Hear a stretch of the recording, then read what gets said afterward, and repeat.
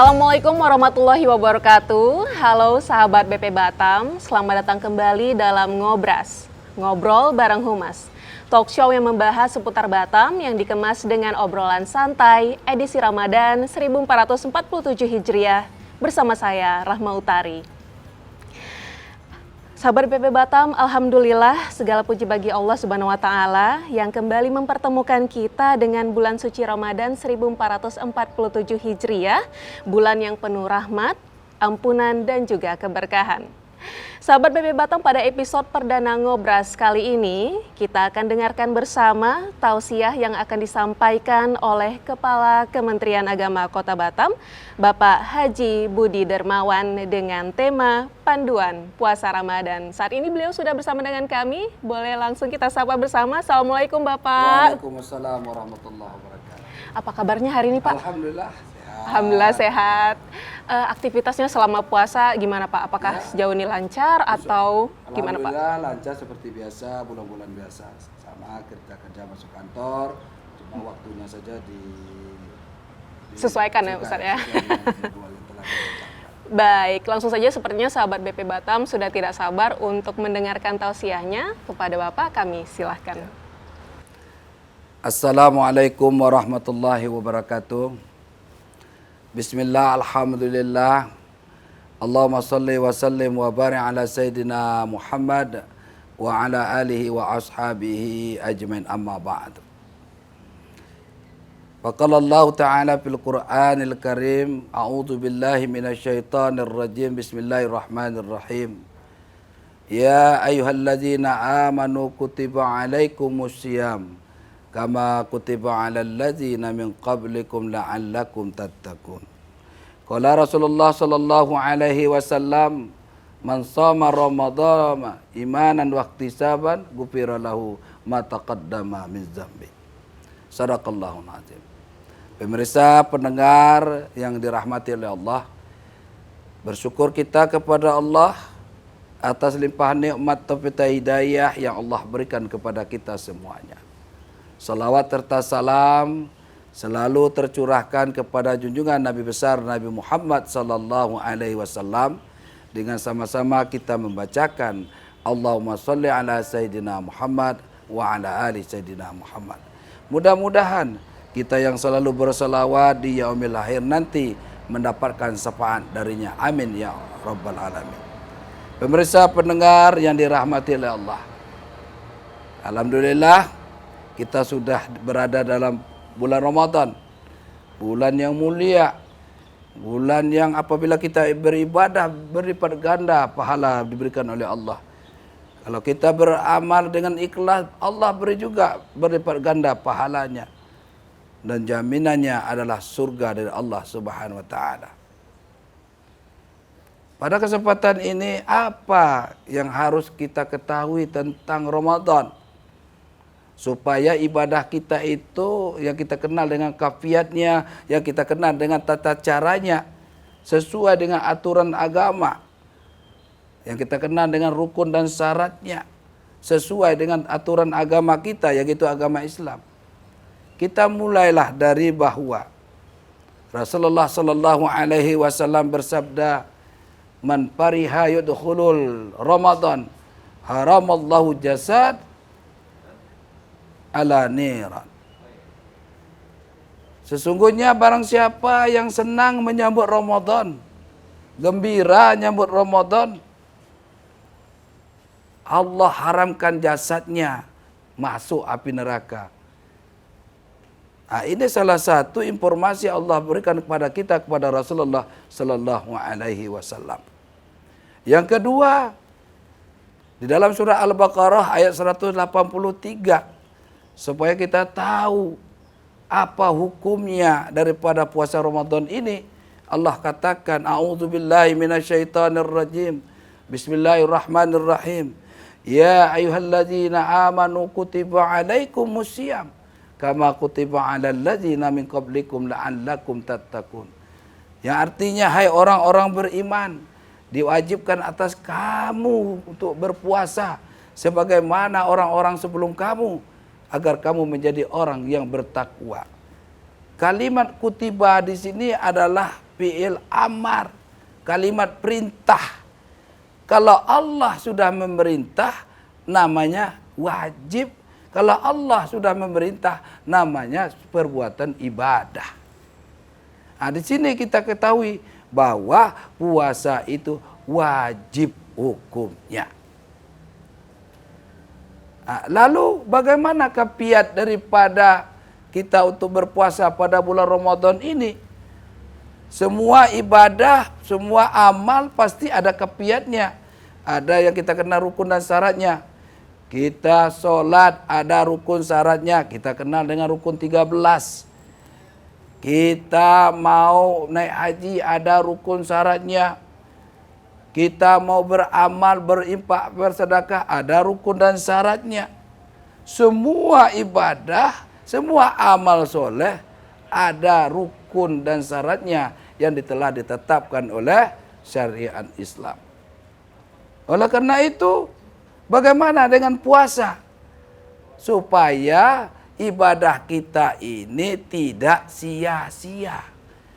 Karena banyak orang beribadah tak dapat apa-apa. Karena apa? Karena dia tidak tahu kafiat daripada ibadah atau amal soleh yang dia lakukan. Apa kafiat daripada puasa Ramadan? Yang pertama, rukun dari puasa Ramadan itu apa? Rukun dari puasa Ramadan itu adalah niat.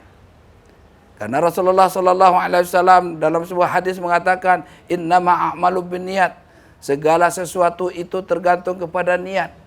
Maka kalau niatnya solat, ya dapat pahala solat. Kalau niatnya haji, dapat pahala haji. Enggak ada orang niat solat dapat pahala haji. Enggak ada. Enggak ada orang niat puasa Ramadan dapat pahala solat. Tidak ada. Tergantung apa yang diniatkannya. Tapi kalau dia tidak melakukan niat, karena dia merupakan rukun, maka batal ibadahnya itu. Tidak diterima ibadahnya. Makanya kita umat Islam pada bulan Ramadan ini, karena niat adalah rukun daripada ibadah puasa, maka jangan sampai kita tidak berniat di malam hari sebelum kita melaksanakan puasa di siang hari pada bulan Ramadan. Boleh niat sekaligus, boleh. Boleh niat sekali, satu kali boleh. Ya, nawaitu sauma qadin an adai fardi syahri Ramadan azisanati fadlan lillah ta'ala. Aku berniat puasa Ramadan besok hari wajib atasku karena Allah Subhanahu wa taala. Boleh. Ucapkan itu. Kalau sahur itu namanya sunat muakkab. Sesuatu yang diutamakan. Ya, dapat pahala. Tapi dia tidak rukun di dalam dalam ibadah puasa. Rukun yang kedua apa dalam ibadah puasa? Kafiatnya yaitu menahan dari hal-hal yang membatalkan puasa. Apa saja yang membatalkan puasa? Makan, minum, berhubungan di siang hari pada bulan Ramadan. Apabila itu yang kita lakukan, maka batallah puasanya. Berbohong tidak membatalkan puasa. Mencuri tidak membatalkan puasa. Tapi apa? Berbohong, mencuri adalah membatalkan pahala puasa kita. Makanya kata Nabi, ada orang yang berpuasa pada bulan Ramadan tapi tak dapat apa-apa. Cuma dapat haus dan lapar saja karena dia tidak meninggalkan perbuatan-perbuatan dilarang oleh Allah seperti berbohong, ya, apalagi minuman khamar, berjudi dan sebagainya. Maka orang-orang itu selain dia mendapat dosa, juga dia tidak mendapat pahala daripada ibadah puasanya. Nah, oleh karena itu, apa yang harus kita lakukan? Program apa, kafiat apa yang harus kita lakukan? Kita sudah mengetahui bahwa puasa itu wajib hukumnya, rukunnya kita sudah tahu. Apa yang harus kita lakukan? Kafiat ini kan tata caranya. Ya, banyak tata cara untuk supaya pahala puasa kita dapat. Tata cara supaya kita mendapatkan pahala dalam beribadah. Tata cara kita supaya mendapatkan pahala dalam beramal. Ingat, bulan Ramadan ini adalah bulan yang mulia. Kenapa? Karena dia diturunkan Al-Quran. Apa Al-Quran itu? Hudalin nas, petunjuk bagi kita. Nah, makanya barang siapa yang membaca Al-Quran pada bulan Ramadan, Allah akan lipat gandakan pahalanya. Barang siapa yang sholat pada bulan Ramadan, Allah akan lipat pahalanya. Barang siapa yang beramal, bersedekah, berinfak pada bulan Ramadan, Allah akan lipat ganda pahalanya. Demikian yang dapat saya sampaikan. Terima kasih, mudah-mudahan ada manfaatnya. Mohon maaf atas segala kekurangan. Kita kembali kepada pembawa acara. Demikian, mohon maaf. Wallahu muwaffiq ila aqwamit thoriq. Wassalamualaikum warahmatullahi wabarakatuh. Waalaikumsalam warahmatullahi wabarakatuh. Alhamdulillah, terima kasih banyak Bapak yang sudah menyampaikan tausiah tadi. Mungkin singkat tapi sangat padat dan berisi. Nah, Bapak, kita sudah merangkum. Sedikitnya ada 2 pertanyaan menarik ini dari rekan-rekan BP Batam dan sahabat-sahabat BP Batam juga sudah kami himpun.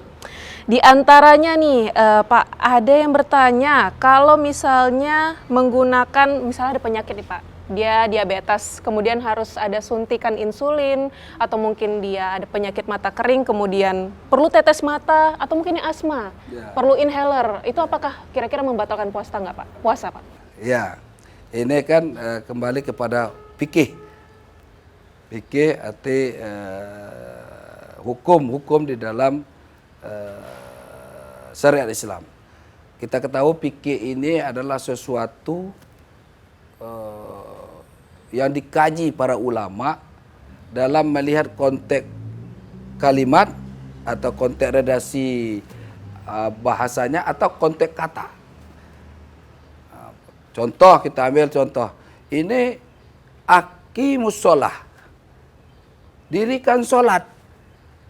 Ini konteksnya, hukumnya sunnah, wajib, apa? Sunnah muakkad, kan tidak tahu. Maka ulama itu mengkaji dari kalimat itu, mengkaji dari kata. Timbullah dia mengeluarkan hukum itu. Nggak ada dalam Al-Quran itu kata wajib sholat, nggak ada itu. Yang ada aqimus sholah. Dirikan sholat, cuma dirikan. Yang kedua, kayak puasa, kutiba alaikumusiyam. Diperintahkan kepada kamu untuk berpuasa. Tidak ada kalimat, kalimat itu diwajibkan, belum ada. Itu kalimat timbul dikarenakan pemikiran para ulama, oh ini wajib hukumnya, oh ini sunnah. Begitu juga dengan hal-hal yang berkaitan dengan fikih-fikih di dalam ibadah puasa. Bagaimana kalau kita ketemu dalam kondisi-kondisi tertentu? Ya, kalau dalam kondisi umum bahwa dikatakan yang membatalkan puasa itu yang pertama masuknya sesuatu ke dalam tubuh. Yang kedua yang membatalkan puasa merasakan sesuatu ke dalam tubuh. Oke, rokok tidak masuk ke dalam tubuh, tapi rasa. Rupanya rasa bisa membatalkan puasa. Selain sesuatu masuk ke dalam tubuh, rasa juga bisa membatalkan puasa. Tapi bagaimana? Apakah hukum itu seperti itu? Tidak. Islam itu hukum yang fleksibel. Islam itu hukum yang mementingkan kemaslahatan. Makanya kita kenal dengan ad-darurat. Darurat. Tidak ada keinginan dia ingin membatalkan puasa. Tidak ada niat dia ingin membatalkan puasa. Tapi apa ada daruratnya? Ada daruratnya masuk ke dalam hukum maqasid syariah. Maqasid itu ada 5. Tujuan hukum itu menjaga agama, menjaga harta, menjaga nyawa, menjaga keturunan, menjaga apa lagi? Itu diutamakan. Makanya penyakit itu dikategori ad-darurat dalam maqasid syariah, menjaga nyawa. Maka dalam konteks itu ulama mengatakan bahwa dalam konteks itu tidak membatalkan puasa. Kecuali disengaja suntik vitamin C menjaga nyawa, tidak boleh. Tidak boleh. Atau merokok, tak masuk ke dalam tubuh. Nah, arti konsep Islam itu ada konteks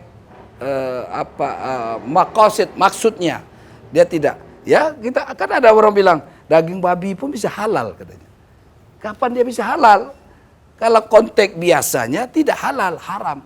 Tapi konteks ad-darurat, maqasidnya untuk menjaga nyawa orang ini, karena inilah obatnya, salah satu untuk menjaga nyawanya, maka hukumnya boleh.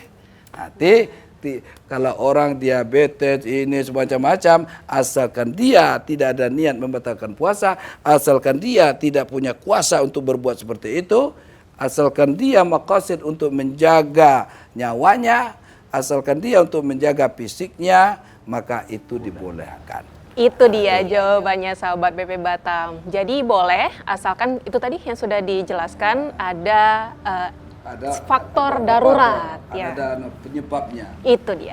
Nah, satu lagi Ustadz terakhir, kita ada pertanyaan dari sahabat BP Batam ini suka banget tidur. Jadi tidurnya tuh lama banget Pak, sampai mau menjelang buka puasa. Itu kira-kira gimana sama pahala puasanya nih? Tidur itu Al-Kahfi tidur itu lebih panjang lagi gitu. Lebih panjang lagi tidur kita ya. Malah tidur orang itu tidur berkah kan. Maka tidur yang kita ambil konsep secara umum. Secara umum ini bahwa kata jangan sia-siakanlah Ramadan ini. Kenapa jangan sia-siakan Ramadan ini? Karena Ramadan ini memberikan manfaat yang luar biasa kepada kita. Dan jangan sia-siakan apa yang diberikan oleh Allah. Maka coba bayangkan apa Ramadan ini. Senang saja, belum berpuasa. Belumlah kita berpuasa, senang saja sudah dengan Ramadan. Jasad kita ini sudah terhindar dari api neraka. Belumlah kita berpuasa, belumlah kita sholat tarawih, belumlah kita berimpak bersedekah pada bulan Ramadan. Kita senang saja. Senang saja kita pada bulan Ramadan ini kita udah masuk surga, diharamkan api neraka. Coba bayangkan. Makanya ujub syukur kita, ujub tidak sia-sia kita di dalam bulan Ramadan ini, maka programkanlah dengan baik bagaimana kita memprogramkan untuk mendapatkan yang namanya la'allakum tattaqun itu. Semoga kita menjadi orang bertakwa, maka programnya harus kita susun dengan baik. Adanya namanya tadarus, ada namanya sholat sunnah, ada dulu kita belum sholat duha, kita sholat duha, ya.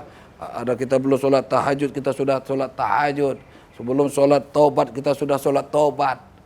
Ya, belum ada zikir kita apa namanya, kita berzikir. Kita beramal, berbuat baik kepada yang lain. Arti kalau itu kita lakukan, memang tidak ada waktu untuk tidur. Coba bayangkan, habis berbuka kita sholat tahiyatul masjid, tak tidur. Sholat fajar tak tidur, sholat subuh tak tidur, baca Al-Quran tak tidur. Sudah itu sholat apa?